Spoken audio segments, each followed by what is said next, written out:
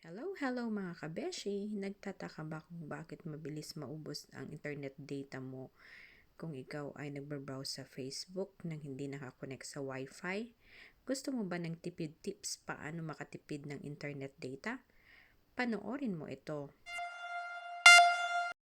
Una, pumunta ka sa iyong Facebook. Tignan mo ang mga videos mo ay kusang gumagalaw nang hindi mo ito pinipindot ang play.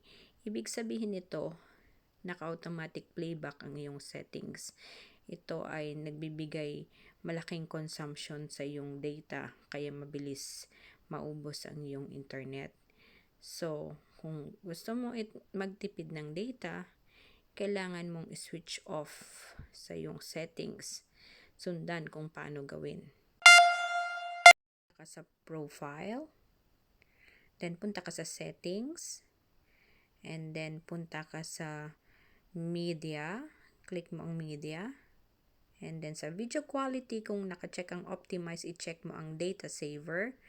Sa autoplay naman, kung naka-check ang on mobile data and Wi-Fi, i-change mo sa never autoplay videos. Ayan, i-click mo siya. And then, go back to your profile, tumingin ng mga videos, i-check mo kung siya ay nag-autoplay. So, gaya nito, clinic ko muna and then nag-play siya. So, yan, nag-play siya. So, ibig sabihin, hindi na naka-auto-playback ang aking video settings sa Facebook.